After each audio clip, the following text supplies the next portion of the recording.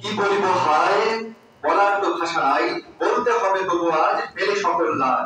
সবাইকে সহজ সরল পথে চলতে হবে সততার সাথে, অসৎ বলে রাত্রি দিন সোনার খাটেও নিদ্রাহীন, সৎ হলে শূন্য খাটে চিন্তাবিহীন রাত্রি কাটে।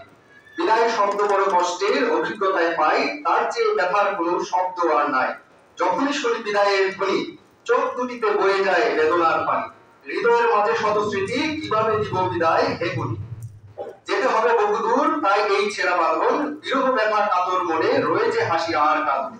সকল মায়ার সুশাসন সম্মুখে দাঁড়িয়ে দিতে বিদায় ভাষণ।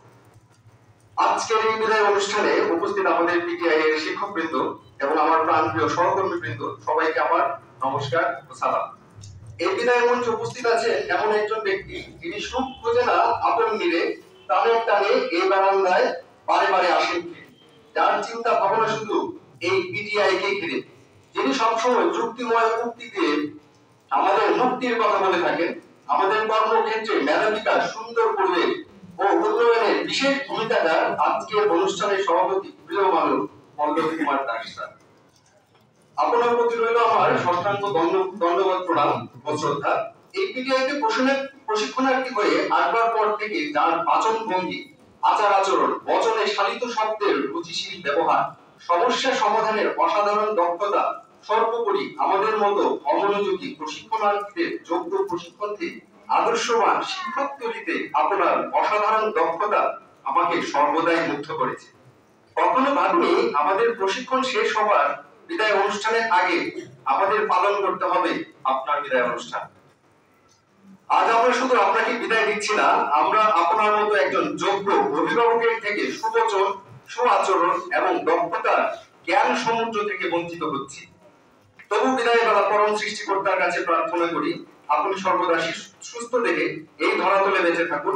আপনার বিদায়ের দিনে চিৎকার করে কবিগুরুর ভাষায় বলতে চাই, কি গভীর দুঃখে মগ্ন সমস্ত আকাশ সমস্ত পৃথিবী, চলিতেছি যতদূর শুনিতেছি একমাত্র মর্মান্তিক সুর, যেতে আমি দেব না তোমায় ধরণী প্রান্ত হতে নীলাভ্রের সর্বপ্রান্ত তীরে, ধরিতেছে চিরকাল অনাদ্যন্ত রবে, যেতে নাহি দিব চির ক্ষুদ্রবতী, তারেও বাঁধিয়া বক্ষে মাতা বসুমতী, কবিছেন প্রাণপণে যেতে নাহি দিব আধারের গ্রাস হতে, কে টানিছে তারে কহিতেছে শতবার যেতে দিব নারী।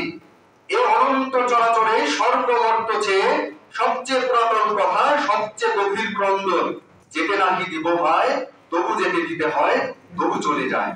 চলিতেছে এমনই অনাদিকাল হতে প্রবল সমুদ্রবাহী সৃজনের স্রোতে, প্রসারিত ব্যাঘ্রবাহ জ্বলন্ত আখিতে, দিব না যেতে ডাকিতে ডাকিতে, বহু করে তীব্র বেগে চলে যায় সবে, পূর্ণ করে বিশ্বকর আত্মকলরবে, সম্মুখে উর্মিলে ডাকে পশ্চাতের ঢেউ, দিব না যেতে নাকি শুনে কেউ।